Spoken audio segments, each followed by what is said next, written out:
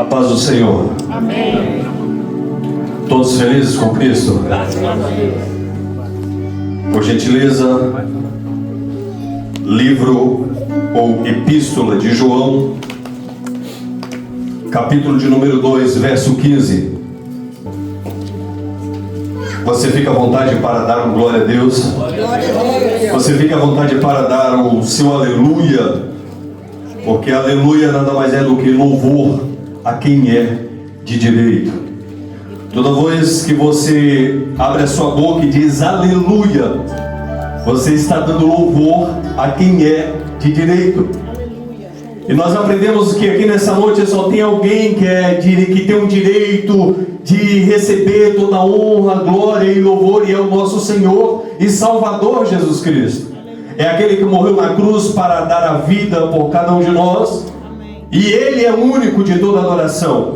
Que a sua adoração nessa noite, lembre-se, quando você dar um glória a Deus, é a Ele que você está exaltando. Quando você diz aleluia, você está dizendo: Jesus, Tu és digno de toda honra, de toda glória e de todo louvor. Amém. Carta ou epístola de João, no capítulo de número 2, verso 15, diz assim. Podemos fazer uma leitura juntos? Podemos?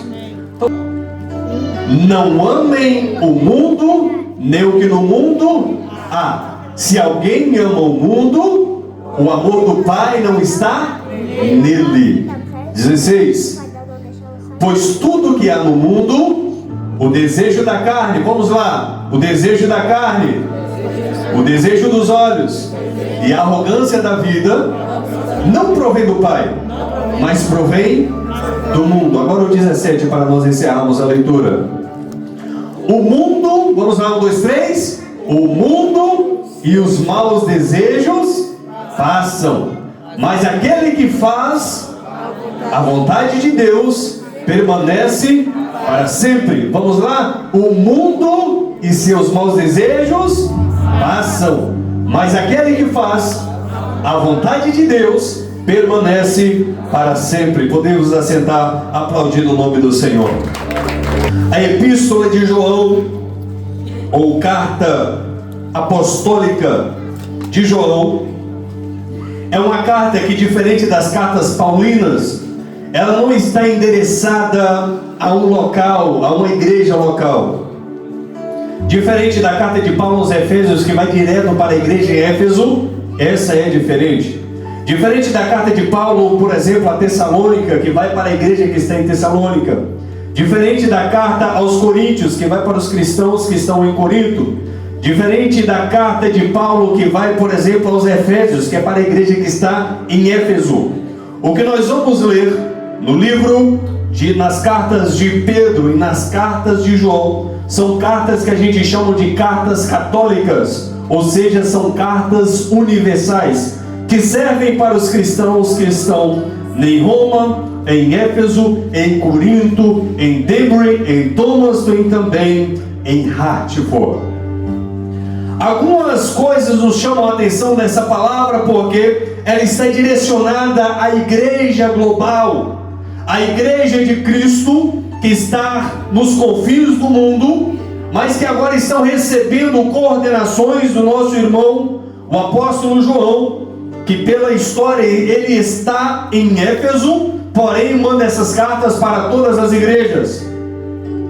E algumas coisas nos chamam a atenção porque quem está escrevendo ou quem está redigindo esta carta é o apóstolo João, aquele que ele diz que era o amado de Jesus, aquele que diz que ele encostava o rosto no coração de Jesus por ter uma intimidade, aquele que na mesa da Santa Ceia se assentava do lado de Cristo para ter uma proximidade maior com Jesus.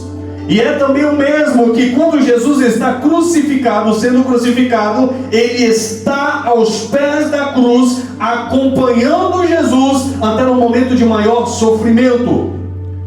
Então nós entendemos que essa carta é direcionada a essas igrejas, provavelmente entre 85 depois de Cristo e 95 depois de Cristo, João, na cidade de Éfeso, escrevendo às igrejas e nós notamos que João, ele é o último a morrer.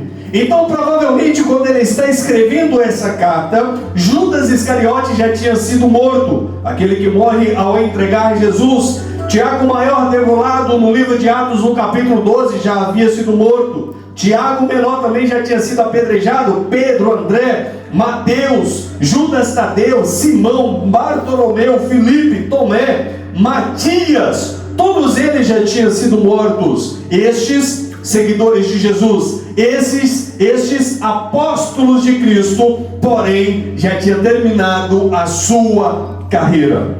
O que eu quero que você entenda é que as palavras de João, na carta apostólica de João, é um homem que viveu momentos com Jesus, é um homem que viveu momentos após Jesus, e é um homem que está vivendo agora um momento em que nenhum dos seus companheiros de ministério vivem com ele, mas mesmo assim, ele ainda continua servindo este Jesus. Este é um homem que viveu dias de multiplicação de pães, viveu dias presenteados por Jesus, viveu dias comendo com Jesus, viveu dias de glória com Jesus, viveu dias de sofrimento com Jesus, viveu dias em que seus amigos estavam com Jesus, mas agora todos os seus amigos estão mortos, mas mesmo assim ele está seguindo este Jesus. Eu quero liberar uma palavra para você, meu irmão, que está aqui nessa noite. Não olha para quem abandona, não olha para quem já morreu, não olha para quem já saiu, olhe para Cristo,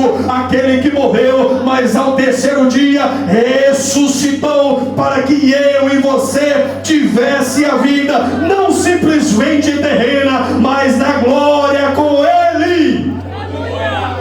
Eu quero que você entenda que as palavras citadas por João, quando ele diz que tudo neste mundo passa, é um homem experimentado pelo tempo, e é um homem que provou, que viveu e que testemunhou que realmente as coisas do mundo passam, mas a palavra permanece.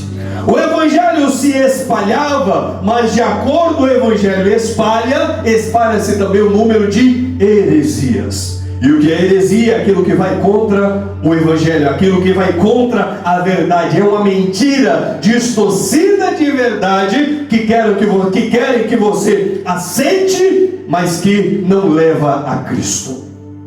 São problemas que eles estão vivendo naqueles dias. É necessário então João escrever sobre. Não bastava a perseguição da igreja pelos romanos, ditos por Nero, dito depois por Domiciano, que perseguiam os cristãos, que matavam, que colocavam em estaca e ateavam fogo, que derramavam petróleo sobre eles nas ruas de Roma, e fazia todo um sacrifício para zombar do Deus dos crentes. João viveu isso, João sobreviveu a isso, mas isso não parou a igreja, isso não parou a palavra, isso não pode impedir que a palavra se espalhasse. Nós vemos, por exemplo, o apóstolo Filipe, que enquanto os outros situavam em Jerusalém, ele foi para Samaria pregar o evangelho de Cristo. Paulo depois vai surgir como um apóstolo também, segundo ele, chamado por Cristo, que vai pregar em outros lugares, mas João ainda está na Ásia Menor, pregando a palavra, vivendo, sobrevivendo, passando por aflições, mas pregando a palavra. As perseguições romanas, o culto ao imperador e a influência de filosofias gregas criavam um ambiente hostil, mas a fé de João permanecia firme.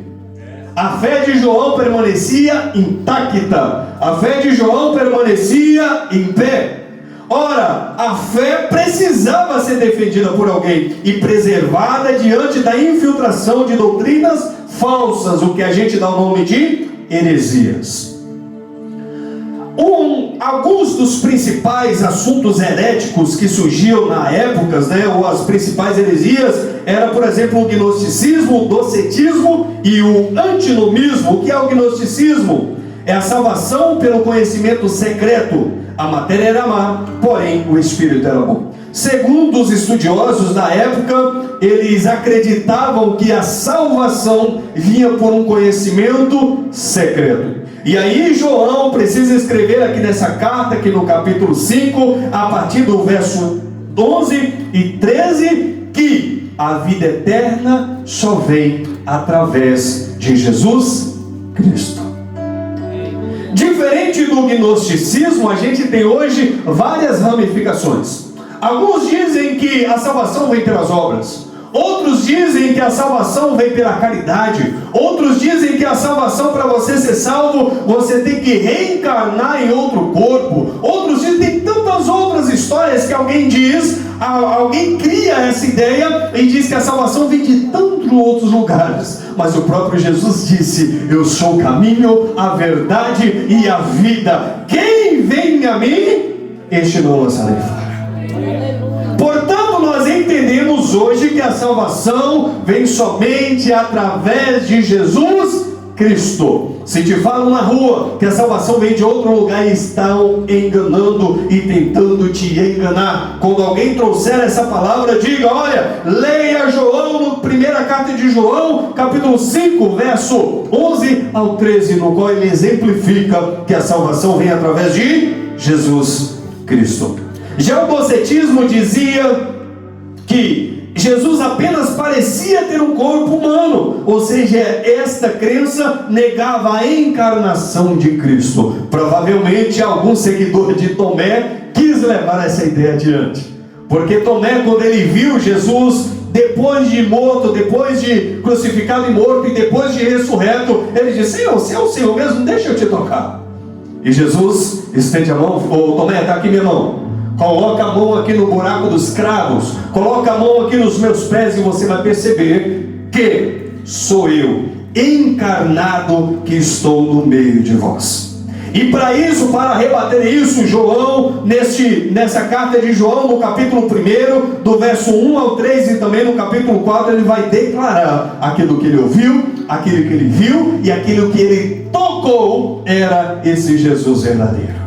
Estamos falando de provavelmente aí 30 anos após morte e ressurreição de Cristo, mas que a ideia do Cristo encarnado já estava sendo distorcida. Agora imagina 2000 anos depois, quase 2000 anos depois, o tanto que essa ideia já não modificou. Mas porém, eu louvo a Deus essa noite, porque tem um, tem dois, tem três, tem quatro que acreditam que o nosso Jesus é o Jesus encarnado, o Verbo encarnado, que veio para dar vida e a vida com abundância. Será que você pode agradecer a Deus por isso? Já no antinomismo, a graça ela era anulada pela necessidade de santidade, ou seja, a graça anula a necessidade de santidade. Eles diziam: nós somos salvos pela graça, não precisamos mais ser santos. Uma vez que nós somos alcançados pela graça, não precisamos mais de santidade. A gente pode pecar, a gente pode prostituir, a gente pode fazer tudo, e está tudo bem. Jesus Cristo já nos salvou. Somos salvos pela graça. Lembrando que graça é favor imerecido. Nós não merecemos, mas recebemos. Então eles traziam essa ideia, e então João vai rebater isso dizendo que quem permanece nele não vive pecando. No capítulo 3, no verso 6. Aquele que vive em Cristo não vive pecando, porque aquele que peca faz inimizade com Deus. A importância disso para nós é porque, se nós entendemos as palavras de João, a gente vai andar num caminho de fidelidade ao Senhor de forma extrema. Olha o que ele diz no capítulo 3, verso 6: porque todo aquele que permanece nele não vive pecando, e toda pessoa que continua no pecado não viu, nem tampouco o conheceu. Essa palavra ela tem que ser muito, podemos dizer assim, muito clara para nós hoje, para que nós possamos entender que devemos fugir do pecado, para nós entendermos que devemos nos afastar do pecado, porque segundo João, aquele que pratica o pecado e que vive praticando o pecado, na verdade não viu a Jesus, e nem tampouco o conheceu. Há igrejas, há lugares que eles dizem assim: você pode vir cá, participar do culto, devolver o seu dízimo, estando sem casamento, estando na prostituição, estando no pecado. Mas nós, meus irmãos, não é que nós somos os mais santos da cidade de Hartford, mas nós estamos pregando aqui um evangelho que é puro, que é eficaz, que é transformador, capaz de tirar a minha alma e da sua alma da condenação do pecado, da condenação eterna do inferno, e nos direcionar para a graça de Deus. Há lugares em que eles dizem: quanto maior for o seu dízimo, maior será a sua morada celestial. Mentira do inferno! Há lugares que diz: se você tiver uma vida de devoção, você não precisa fazer mais nada, que já tem o seu lugar garantido nos céus. Mentira do diabo, mentira do inimigo. Ele exige de nós uma vida de santidade, Ele exige de nós uma vida sem pecado, Ele exige de nós uma vida de fidelidade à palavra do Senhor, para enfim sermos recebidos na glória com Ele. Aleluia! Mas eu não posso chegar para você aqui nessa noite e dizer que está tudo bem você continuar pecando. Não, eu tenho que te falar a palavra verdadeira. Aquele que permanece no pecado nunca viu e também não conheceu ao Cristo da cruz. Aqueles que mantêm no pecado não conheceu e nem viu o Cristo. Quantos aqui nessa noite querem ter uma vida com Deus? Mas as coisas vão apertar daqui a pouco e você vai perceber com isso. Algumas coisas aqui a intenção é te magoar, a intenção é te deixar triste. A intenção é te deixar magoado ao ponto de você olhar para mim e dizer: por causa do Gesiel, do que ele falou, nunca mais eu vou pecar, que eu não quero ser mais esculachado por ele lá no culto. Mas vamos ao texto. Essas são as principais heresias encontradas por João naqueles dias. E quando a gente olha para os dias atuais, parece que casa. Parece que era ele escrevendo para nós hoje. Mas repare, essas as principais heresias que João vem combatendo. E aí eu te faço a seguinte pergunta: por que João teria que combater? Porque se ele não combate, aquela ideia poderia aumentar, e hoje o que teríamos? Muitas e muitas outras divisões. Mas vamos lá. Vamos a alguns problemas identificados por João, que ele relata nessa carta, e como ele trata este problema. Acompanhe comigo, por favor, com a sua Bíblia aberta, por gentileza. O primeiro problema que eu quero citar para vocês aqui, eu vou citar 9 problemas, então tem bastante coisa, é a negação da humanidade de Cristo, ou seja, o docetismo. E aí ele vem no capítulo 1, no verso 1, dizendo que o que era desde o princípio, o que ouvimos, o que vimos, o que nossos olhos e o que contemplamos nas nossas mãos, tocaram da palavra da vida. A única forma de nós combatermos uma mentira é trazendo a verdade, sim ou não? A única forma de nós combatermos o que está errado é trazendo o que é certo. A única forma de combatermos uma mentira não é disfarçarmos. A única forma de combater uma mentira não é fazer de conta que está tudo bem, que não está. A única forma de combatermos uma mentira é simplesmente trazer a verdade, trazer a luz da verdade. Porque onde há verdade, a mentira não fica. Por que a importância disso, Gesiel? Porque segundo a Bíblia, a única paternidade que tem o inimigo, que tem o diabo, é a mentira. O único filho, a única filha que ele tem é chamada mentira. A única paternidade que o inimigo tem segundo as Escrituras. Pois bem, o primeiro problema que ele vem ressaltar, e aqui eu coloquei de acordo, está no texto, é sobre a negação da humanidade de Cristo. Porque era para eles muito fácil acreditar que Deus, sendo divino, não precisava ser carne e osso, que Jesus, com a sua divindade, não precisaria morrer. Então eles trazem uma desculpa ao dizer, ou tentar provar, ou negar a humanidade de Cristo. Mas João vem rebatendo que aquilo que desde o princípio era, ele está fazendo referência a Gênesis no capítulo 1. quando tudo se formou, quando tudo se criou, ele está dando a referência que Jesus estava lá. Aleluia.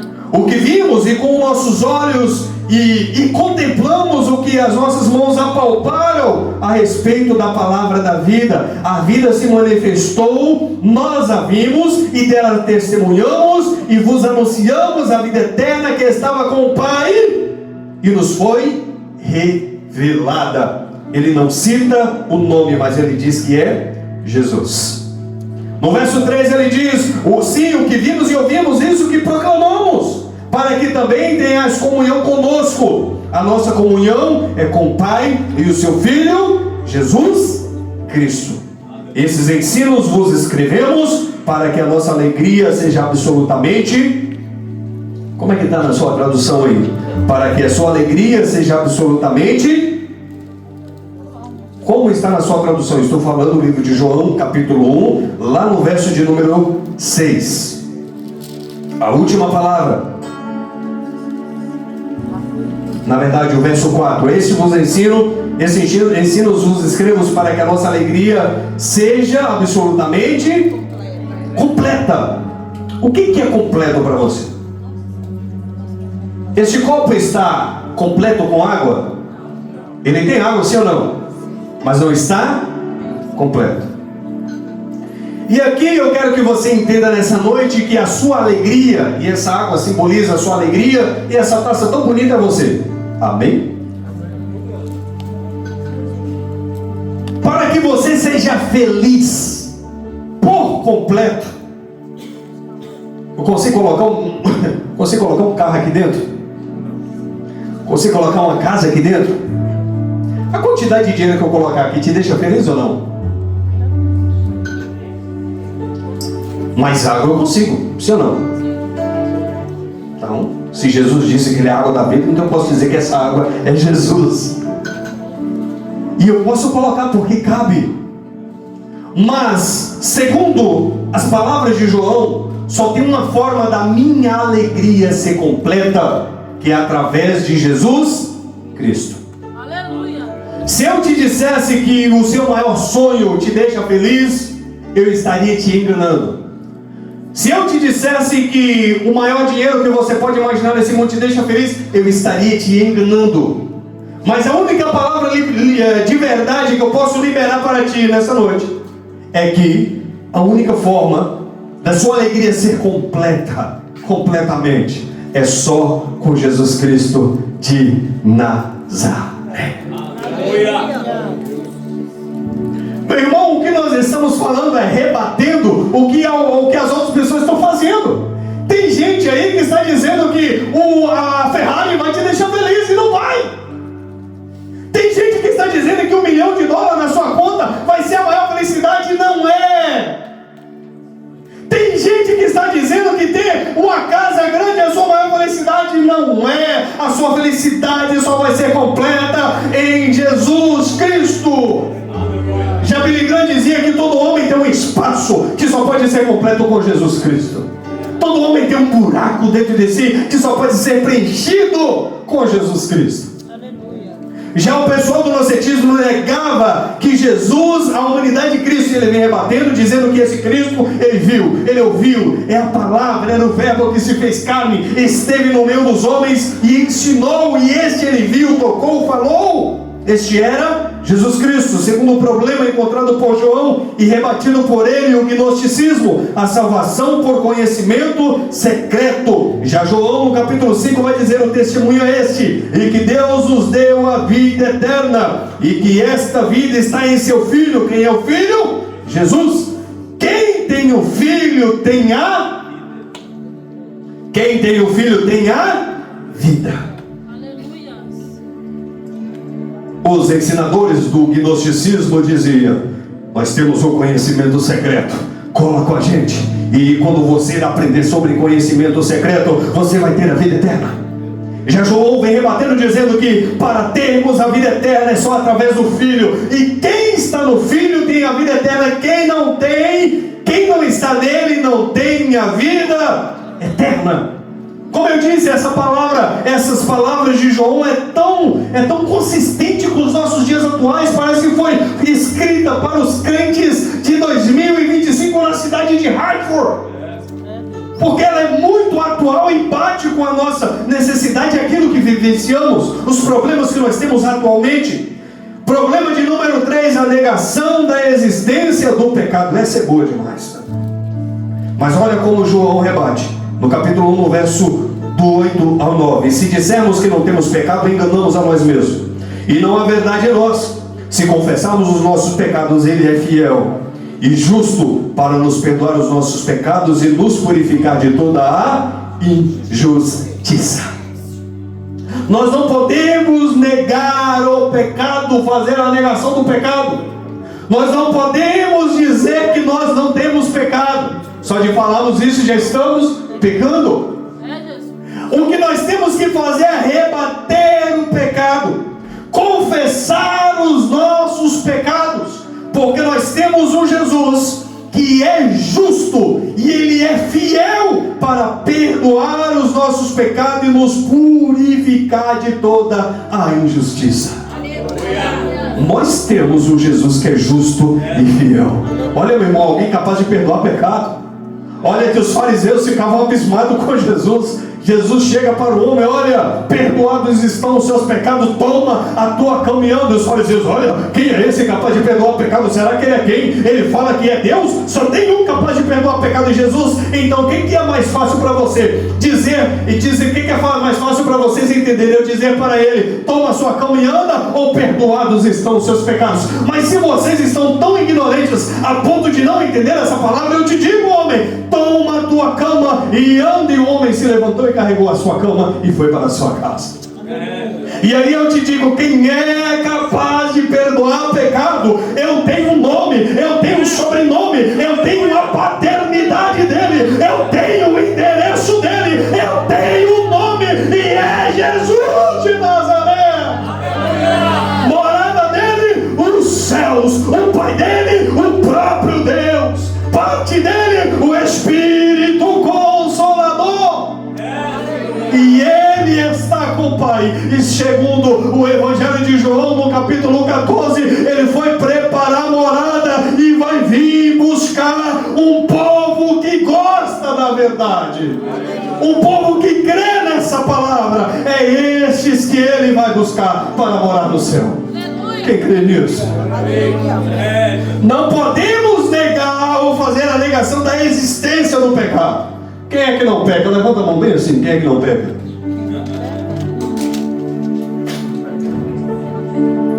Gisele, o problema é pecar? Meu irmão, eu trabalho com pintura. Vou dar um exemplo para vocês. Eu trabalho com pintura. E minha esposa mesmo sabe, minha roupa fica toda suja de tinta. Mas porém, no lugar que eu trabalho, as paredes, se é de uma cor, a outra é de outra, não fica borrada. Eu posso até sujar minha roupa, mas a parede tem que estar perfeita. O cliente, quando ele chega, ele não vê a minha roupa, ele vê a parede. E eu sempre falo para quem me conhece, eu falo assim, ó, o problema não é a gente sujar. O problema é deixar sujo. Porque se eu sujo e limpo, não tem problema. Mas se eu deixo sujo, aí vem uma reclamação, o famoso complaint. Então o que eu tenho que entender? Somos seres pecadores, praticamos o pecado, mas não podemos ser reféns do pecado. João está dizendo que mesmo se eu errar, quando eu confesso os meus pecados, nós temos um Deus que é fiel para perdoar pecado e nos purificar de toda a injustiça. Oh, que bênção! Então entenda, negação do pecado nós não negamos, combatemos o pecado. Como é que eu combato o pecado? Com a verdade. Qualquer tipo de pecado é a verdade bate, rebate e exonera. O segundo problema citado por João era a falta do amor ao próximo. E aí ele vem dizendo no capítulo 4, verso 8, aquele que não ama, não conhece a Deus, porque Deus é o... Meu irmão, capítulo 4, verso 8, vamos lá, me ajuda a pregar nessa noite. Aquele que não ama não conhece a Deus, porque Deus é amor. Gisele, mas eu amo demais a minha esposa, minha filha, que hoje completa 12 anos. Já está chegando agora, daqui uns dias é hora de entregar o casamento, uma hora sofrida na hora do pai. Mas já estou abolando o facão. E amar, a palavra amar é muito forte. Vamos falar igual o pessoal está falando nos dias atuais? Amar é forte demais. Eu gosto, né? Só que lembra, isso aqui tem que rebater no seu ouvido aí o dia inteiro. Aquele que não ama não conhece a Deus, porque Deus é amor. Aleluia.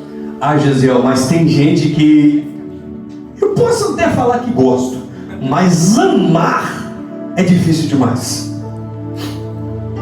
Você não conhece a Deus? Você pode ser crente 30, 20, 50 anos, não conhece a Deus, porque aquele que conhece a Deus entende que Deus é um.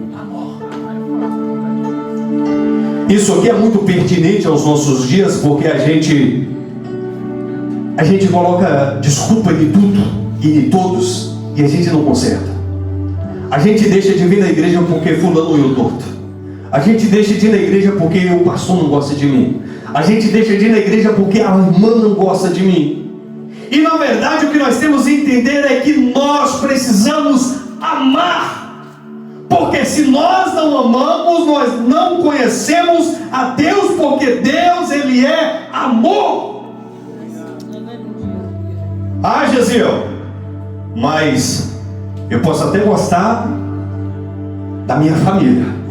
Agora, fora da minha família, eu não amo ninguém. Hipócrita, mentiroso, e eu te digo o seu endereço futuramente, inferno, porque não vai morar no céu. Não vai morar no céu. Usa o braço, Senhor. É muito bom nós chegarmos aqui e dar presente para quem a gente gosta. É muito bom a gente abraçar quem a gente gosta. Mas a palavra nos ensina que devemos amar uns aos outros.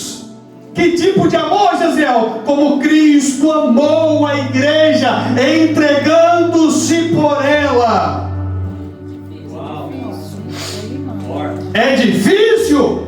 Não, é difícil passar uma eternidade no inferno. É difícil passar uma eternidade onde o fogo não para e o bicho não termina de comer. É difícil vivermos uma vida achando que vamos para o céu e descemos de tobogã para o inferno. Essa é a verdade. João está tendo esse problema no ano entre 85 e 95 depois de Cristo. Estamos quase 2000 depois de Cristo. Será que isso mudou? A tendência é só aumentar. A tendência é só expandir, se multiplicar. Mas ele está dizendo que aquele que não ama não conhece a Deus, porque Deus é amor. Se até hoje, meu irmão, você vem na igreja e você não gosta dos outros, para de ir para a igreja. Ou então você conserta, você escolhe. Glória a Deus. Nós temos um Jesus capaz, que é justo e fiel, capaz de perdoar os nossos pecados e de purificar as nossas injustiças.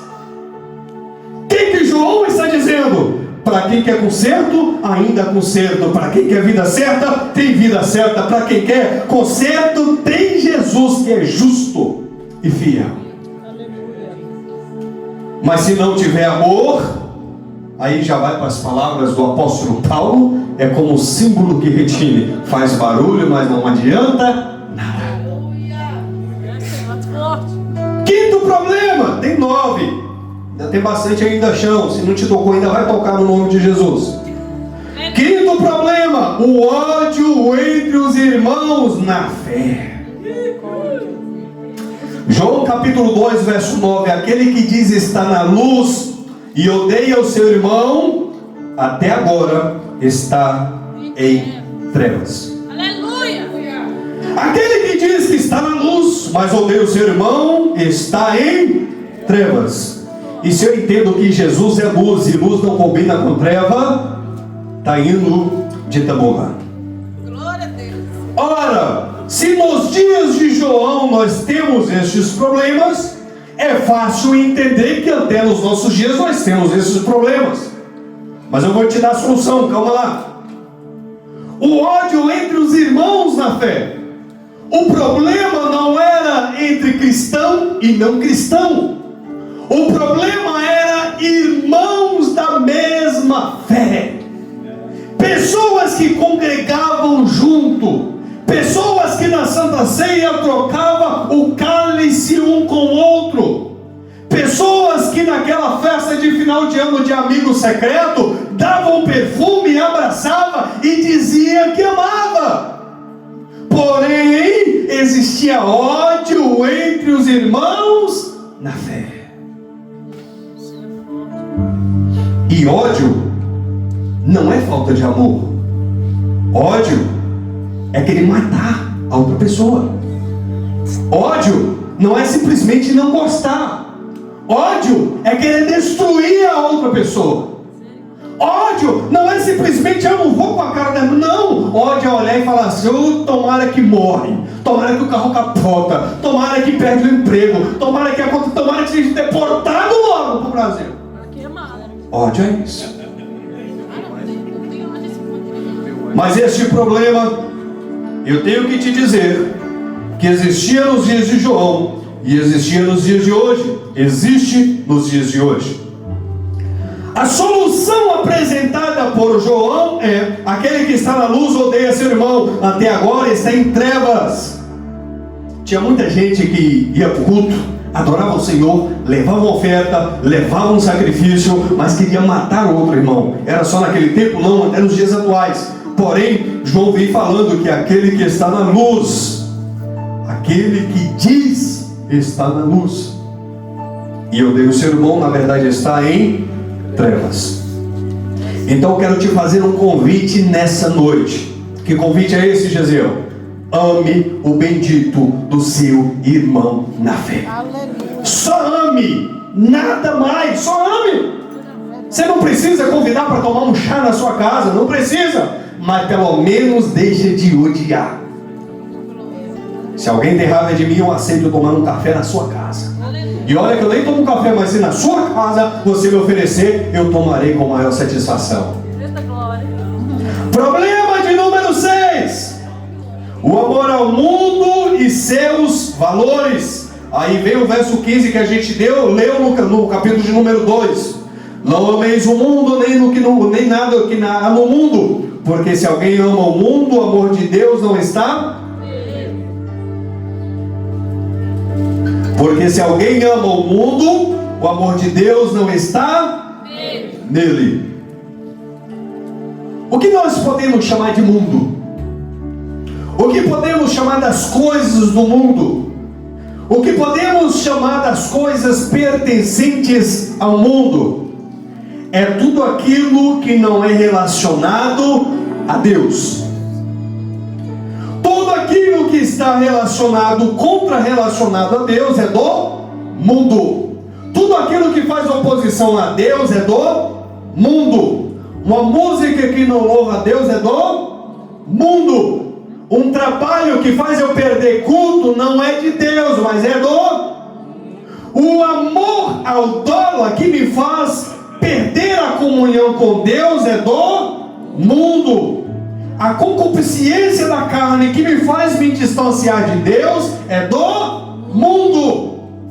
E João vem dizendo para nós não amarmos o mundo, nem nada que há no mundo, pois aquele que ama o mundo, o amor do Pai, o amor do Pai não está nele. Era ele querendo traduzir. Tem muita gente que fala que gosta de Deus, que diz estar na luz, mas não tem o amor do Pai, porque o amor dele está nas coisas do mundo.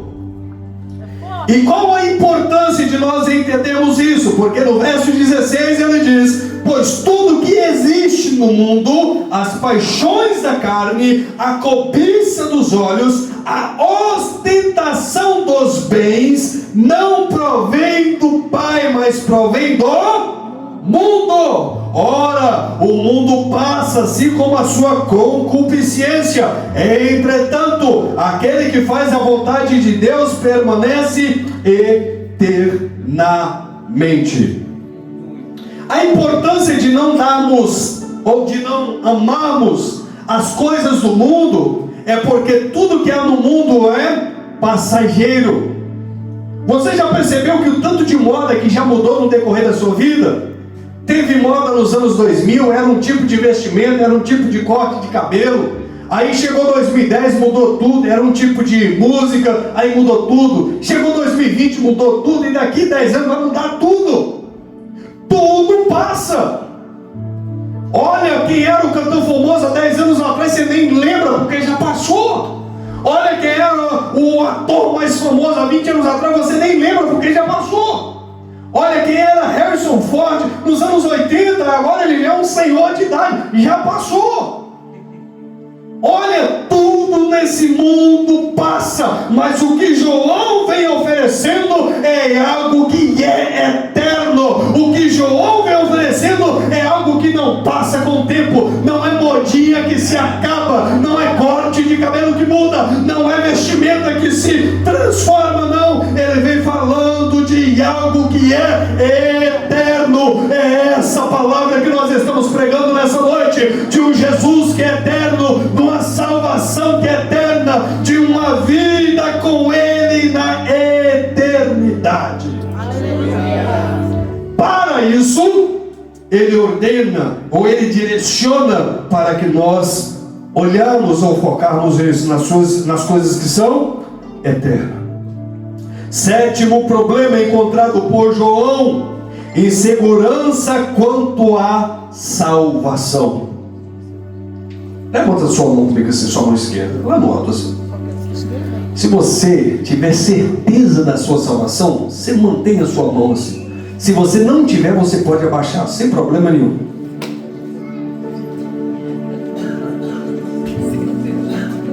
Tem bastante pessoas que não têm certeza da salvação. Não sei se entendeu bem o que eu disse, mas está com a mão levantada até agora. Isso significa que não tem certeza da salvação. Pode abaixar, William. Vocês não entenderam, não? Era para confundir mesmo, pode ficar tranquilo. Em João, no capítulo 5, verso 13, ele diz: essas coisas vos escrevi a vós, que credes no nome do Filho de Deus, para que saibais que tem a vida eterna. Essas coisas ele vem escrevendo para que nós cremos que no nome do Filho de Deus, para que nós saibamos que nós temos a vida eterna. O que mais tem nos dias de hoje é pessoas enganadas porque não têm certeza da vida eterna. O número de pessoas que acrescenta a cada dia na fé por falta da incerteza na vida eterna é muito grande. Por quê?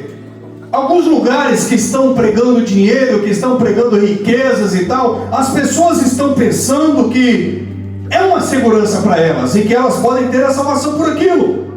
Mas nós entendemos nessa palavra que é o único caminho, a única ponte que nos dá acesso à salvação é Jesus Cristo. Isso não é palavra do Gesiel, é palavra do apóstolo João. E lembra, João é aquele que viu Jesus crescer no seu ministério, aquele que viu os discípulos crescerem ministerialmente, morrerem, e ele continua vivo, mas tendo a certeza em Cristo Jesus que ele será salvo. Ele tinha alguns exemplos, talvez o de Estevão, no livro de Atos, no capítulo 7, que enquanto morria, com as mãos levantadas, olhava para o céu e via Cristo à destra de Deus Pai. Ele tinha algumas certezas, como por exemplo do próprio Jesus, no capítulo 1 do livro de Atos, sendo levantado aos céus, dizendo que, deixando a promessa do Espírito Santo para com eles. Ele tinha algumas certezas visuais, porque ele viveu este momento, e com isso, ele tem bagagem suficiente para dizer que em Cristo nós estamos seguros da salvação. Não precisamos ficarmos atemorizados, com medo, porque em Cristo nós temos a vida eterna. Em Cristo nós temos a vida eterna. Problema número 8. Qual era o problema? Medo do juízo de Deus. E aqui a gente encontra muita gente assim. Tem muita gente que na hora de fazer algo errado, eu não vou fazer isso não, porque eu tenho medo de que lá no juízo Deus bota isso lá no telão e vai dar ruim para mim. Não fique pensando ou não fique atemorizado com medo do juízo final. Faça as coisas corretas e seja feliz. Quer perder o medo da condenação eterna? Faça as coisas do jeito correto.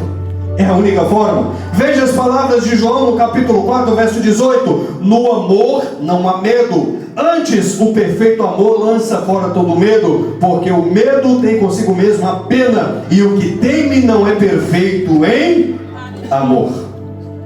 Eu não tenho medo. Quando eu digo para vocês que se eu morrer aqui eu estou tranquilo, eu estou disposto a morrer por esse evangelho, e se preciso, morrerei por esse evangelho. Não tenho medo da condenação eterna, porque em Cristo eu tenho confiança para onde eu estou indo. Eu não tenho medo do julgamento com o próprio Deus, porque eu creio que em Cristo eu tenho a salvação. Eu não preciso ter um medo, porque o amor lança fora todo medo. Palavras de João: o amor lança fora todo medo, porque o medo em si é pena, mas o que teme não é perfeito em amor. Portanto, não ficai-vos atemorizados, crei somente no Senhor. Creem no Cristo Jesus, acredite, coloque a sua fé nele, e ele vos recompensará.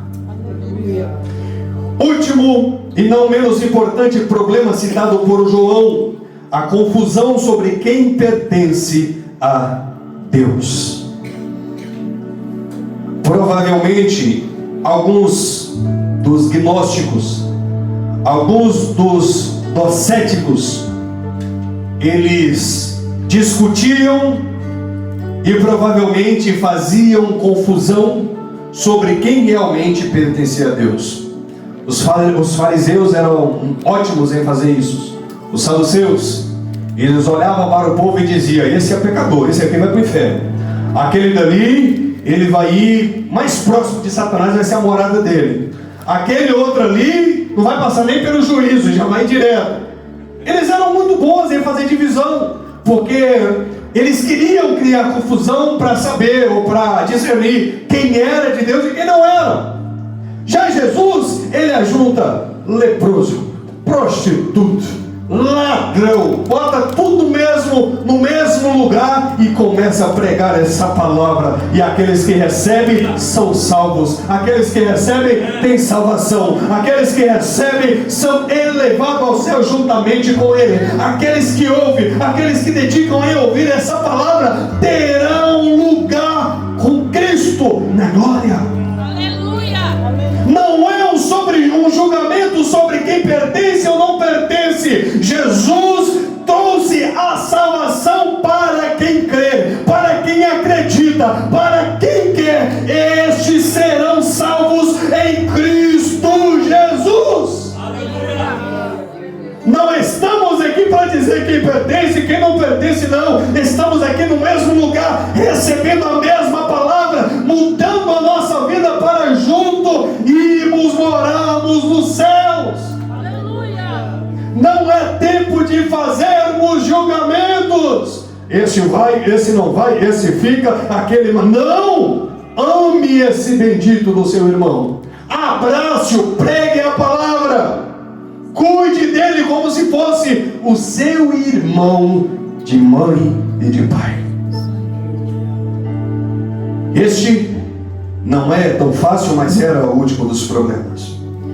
E agora eu quero que você acompanhe comigo o verso 15 ao 17. Vamos fazer um pouco da exegese bíblica de algumas palavras para nós compreendermos e concluirmos melhor essa palavra. No verso 15 ele diz: não amei o mundo nem nada que no mundo há. A palavra usada amor aqui pelo escritor do grego é ágapa. E ágapa nós entendemos que é o amor sacrificial. capaz de dar a vida pelo outro. Existem várias palavras do grego relacionadas ao amor. Pode ser ero, que é um amor romântico, pode ser philos, um amor fraternal ou fileu, e pode ser também storge, mas aqui o escritor usou agapa, que é o amor sacrificial, capaz de dar a vida pela outra pessoa. E é interessante, porque o sentido que ele usa essa palavra é: não ameis o mundo, não dê a sua vida pelo mundo. Olha, não se mate pelo mundo, nem nada que no mundo há. Se alguém dá a vida pelo mundo, o amor do Pai não está nele. Se tem que dar a sua vida, meu irmão, dá ela para Jesus. Se tem que morrer por alguém, morre por Jesus. Se tem que morrer por alguma causa, morra pelo Evangelho. Mas não morra pelo dólar, não morra pelo trabalho, não morra por nada, morra pela palavra. Se tiver que amar alguma coisa a ponto de dar a sua vida para, que seja a palavra, que seja o Evangelho, que seja pela pregação do Evangelho. Mas não dê a sua vida para as coisas do mundo. Pouco tempo atrás morreu Silvio Santos, o presidente e fundador do Sistema Brasileiro de Telecomunicação, o famoso SBT. No caixão dele não tinha telecena. No caixão dele não tinha baú da felicidade. No caixão dele não tinha dinheiro derramado. Teve a TV brasileira, teve casa na Flórida, teve tanta riqueza, mas no caixão desceu um corpo que foi para a sepultura. Ele não levou nada consigo.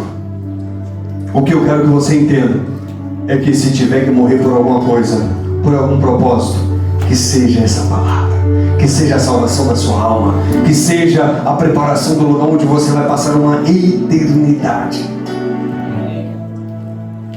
O mundo citado aqui é cosmo, só que o cosmos, ou o domínio, está relacionado ao que vivenciamos, ao que vivemos, ao que presenciamos, não o universo, e não simplesmente o planeta Terra, mas aquilo que vivenciamos, o que é dominado pelas trevas ou pelo mundo, porque nós entendemos que o mundo é dominado por ele, pelo inimigo. Portanto, não ameis o mundo nem nada que há no mundo, porque se alguém ama o mundo, o amor do Pai não está nele. Pois tudo que há no mundo, as paixões da carne, a cobiça dos olhos e a ostentação dos bens, não provém do Pai, mas provém do mundo. A palavra relacionada a paixões da carne, em algumas Bíblias está concupiscência da carne, é epitimia, que é um desejo desordenado. Alguém já teve um desejo desordenado? Geralmente o que acontece mais é com as mulheres, quando elas estão grávidas, elas ficam malucas, quer comer uma coisa. Meu irmão, tem mulher que quer comer tijolo, é loucura. Tem mulher que quer comer um pastel com farofa, não faz sentido nenhum, mas é desejo. Tem mulher que teve um desejo estranho na gravidez. Qual desejo que era?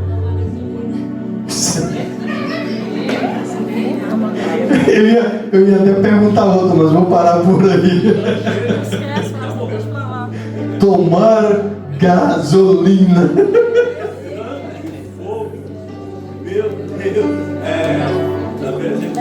Desejo desordenado. E tenho que admitir, os irmãos, que é projeto do inimigo. Que isso não provém de Deus. Desejo desordenado. Se você tem um desejo que é desordenado, isso não provém de Deus. Gisele, mas tem hora que me dá um desejo descontrolado de fazer isso, eu tenho que ir lá. Não provém de Deus. O cristão tem que ter domínio próprio. O cristão tem que ser obediente à palavra. E a palavra ostentação aqui é a lazoneia, a palavra mais estranha que exista. E a palavra telema é vontade de Deus, que é aquele que, ora, o mundo passa assim como a sua volume, entretanto aquele que faz a vontade de Deus permanece eternamente. Gostaria de te pedir para colocar sobre os seus pés, e já vamos fazer a encerração dessa ministração.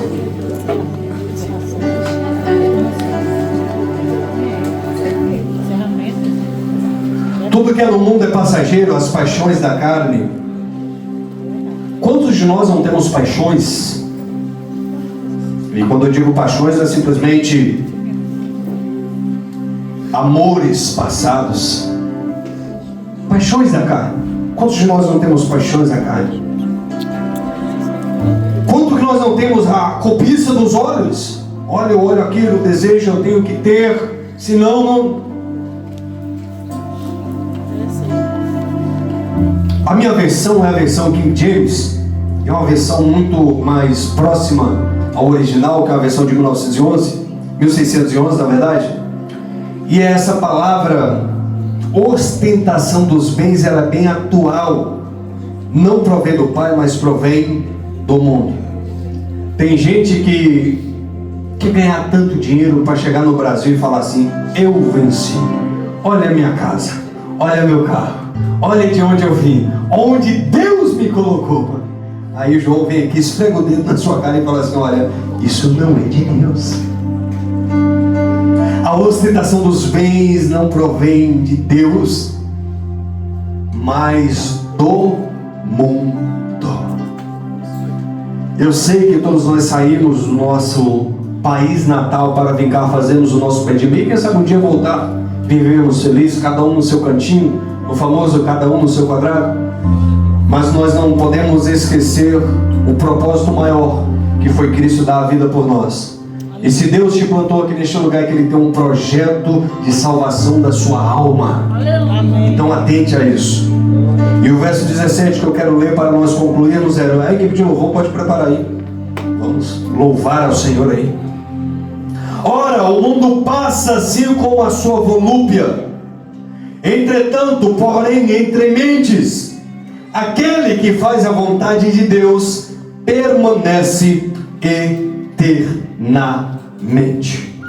Aquele que faz a vontade dele permanece eternamente. É isso que a Bíblia está dizendo? Aquele que faz a vontade da esposa viverá eternamente. É isso que está dizendo? Aquele que faz a vontade do marido permanece eternamente. É isso que a palavra está dizendo? Não, é aquele que faz a vontade de Deus. A pergunta que eu tenho para ti nessa noite é: qual é a vontade de Deus para a sua vida? Para que Deus te chamou? Você não veio aqui para ser um enfeite, nem nessa igreja, nem nesse país. Deus te chamou para um propósito. E qual é a vontade de Deus para a sua vida? Quero chamar aqui na frente pessoas que já receberam a palavra de direção, mas que ainda não tomaram posição à vontade de Deus. Quantos já receberam essa mensagem e ainda não se colocou na disposição de Deus? Quantos temos? Quantos nós temos? Pode vir? Eu te espero sem problema nenhum. Gesiel, você vai me fazer vergonha ao me chamar na frente? Não! O que nós vamos fazer é um alinhamento de promessa com a terra prometida. O que nós vamos fazer é alinhar um projeto de Deus com um projeto aqui na terra. O que nós vamos fazer é dar a direção que um dia Deus já te deu e você ainda não fez, mas que vai fazer no nome de Jesus. Quantas pessoas nós temos aqui que querem ter uma vida com Deus e fazer a vontade de Deus? Não é a vontade do seu pastor, não é a vontade da sua pastora, é fazer a vontade de Deus. Embora eles são os líderes que Deus colocou na sua vida para te mostrar o melhor caminho. Quantos nós temos? Se tivesse tudo bem, eu não estaria pregando aqui hoje. Se você já tivesse tomado o seu lugar, você estaria pregando aqui hoje e estaria te ouvindo com o maior prazer. Mas se Deus trouxe essa palavra hoje, é porque tem alguém algumas pessoas que ainda não estão fazendo a vontade dele, mas está fazendo a vontade própria. Ah, Jezeel, eu faço a vontade dele, onde ele não manda nada, não faz nada. Onde Deus manda, eu não faz nada. O que Deus manda fazer, mas não faz nada, rapaz. Quem são os corajosos nessa noite? Já tem uma corajosa aqui, a Lucilene é a primeira. Quem mais? Meu irmão, eu não estou dizendo e nem colocando arma na sua cabeça, dizendo se você não fizer, não, é fazer a vontade de Deus. Sabe que eu tenho que explicar isso para vocês, porque o apóstolo vai dizer que a vontade dele é perfeita, é agradável, não machuca. A vontade dele é que todos nós sejamos salvos. A vontade dele é que todos nós pregamos o Evangelho. A vontade dele é que todos nós amemos uns aos outros. Amar quem você não gosta é vontade dele. Amar a quem te odeia é vontade dele. Mas eu amo a quem me ama, a quem me odeia não, é a quem te odeia. É válida a oração dita por Jesus como oração dominical: perdoai a quem nos tem ofendido, assim como nós perdoamos nossos devedores. Mas nós não perdoamos quem devemos, quem deve a nós. Quem é capaz de perdoar dívidas? E os fariseus diziam: quem és tu capaz de perdoar pecados? E Jesus dizia que ele era o Filho de Deus, capaz de perdoar o nosso pecado, capaz de purificar a nossa alma, capaz de transformar o nosso ser de dentro para fora, capaz de mudar a nossa vida. Eu prego essa palavra nessa noite porque o mesmo João que viu os problemas, ele mostrou a solução. O que eu te fiz essa noite foi mostrar alguns problemas que tem, mas eu estou te mostrando a solução, e a solução é fazer a vontade do Pai. Alguns diziam que andavam na luz, mas não amavam o seu irmão. Alguns diziam que andavam na luz, mas não conversavam com a irmã. Alguns diziam que andavam na luz, mas não conseguiam perdoar aqueles que os tinham ofendidos. Você pode até voltar para sua casa com a amargura do seu coração, com a amargura da alma, mas se você quiser vir aqui nessa noite, existe um Jesus que é justo, que é fiel, capaz de perdoar pecado, capaz de tirar da sua vida toda a injustiça. Quem mais? Quem mais? Quem mais? Quem mais? Quem mais quer fazer a vontade de Deus? Você quer fazer a vontade de Deus, Didi? Ou você vai querer chegar num momento ruim da sua vida? Quer fazer a vontade de Deus? Vem pra cá. Fica aí não, vem pra cá. Você vai esperar as coisas apertar pro seu lado, pra você tomar direção. Quem mais? Quem mais? Vai precisar ameaçar todo mundo?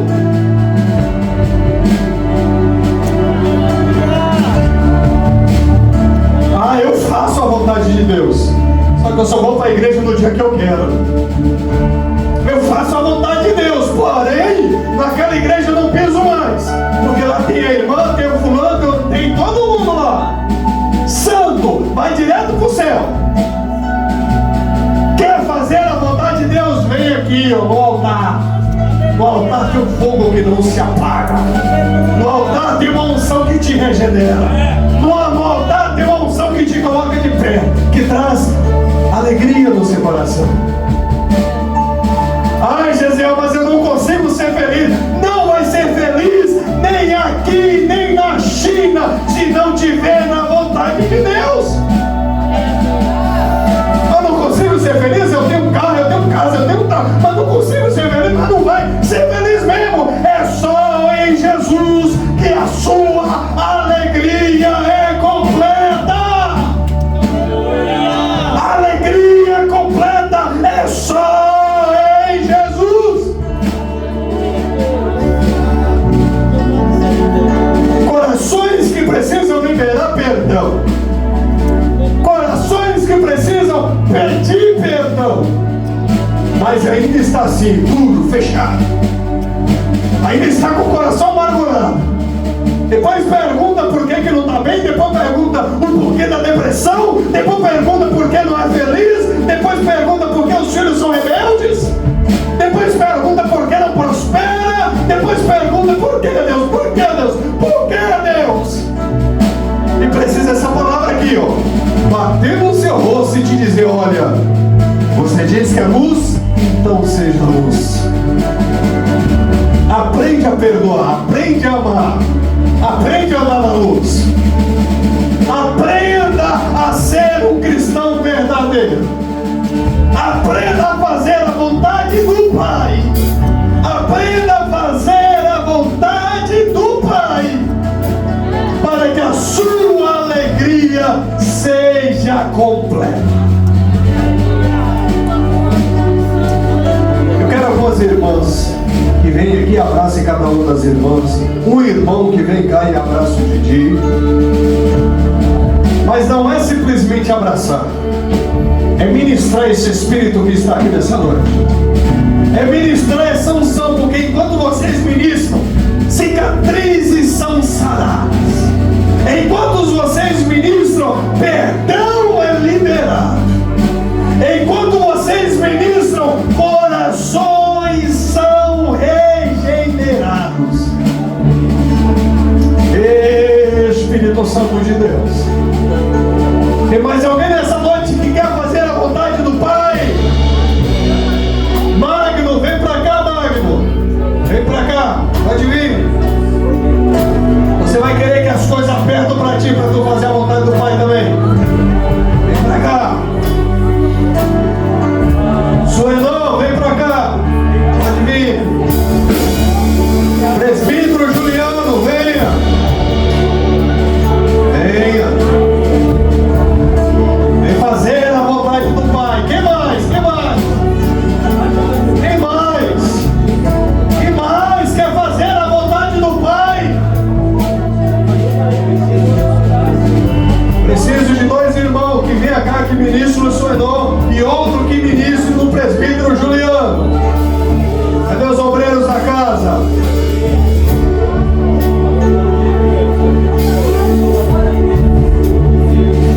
Enquanto nós estamos ministrando, preciso de alguém que abrace o Magno também. Cadê o obreiro para abraçar o Magno? Preciso de um obreiro para ir abraçar o Magno. Somente em Jesus a sua alegria vai ser completa. Somente nele, somente nele, somente nele. Nele a depressão cai por terra, nele a infelicidade cai por terra, nele nós somos sarados, nele nós somos revestidos, nele nós somos regenerados, nele nós venceremos. Eis aqui, Rei de Deus.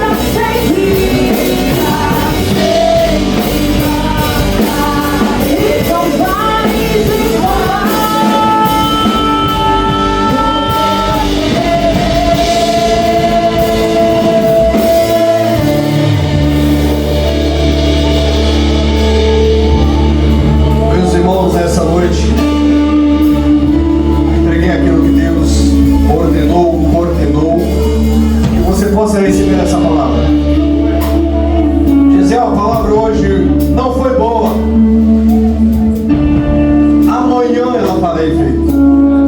Amanhã pela manhã, essa palavra tem que fazer efeito na sua vida. Depois da manhã, essa palavra tem que latinar nos seus ouvidos. Então, não ouvindo essa palavra, não ouvindo o que Deus ordenou, e creia que aquilo que Deus tem para ti é muito melhor do que aquilo que você possa imaginar. O plano dele é perfeito, a vontade dele é perfeita, é agradável. E como é bom servir a esse Deus que nos chama, nos tira do lamaçal do pecado e nos dá a oportunidade de pregar as boas novas de salvação. Deus possa abençoar a sua vida, que em tudo que faça, que Deus possa ser a bússola que te mostra o caminho e te dê a direção, no nome de Jesus. Amém? Aplauda bem forte o nome do Senhor e que Deus abençoe.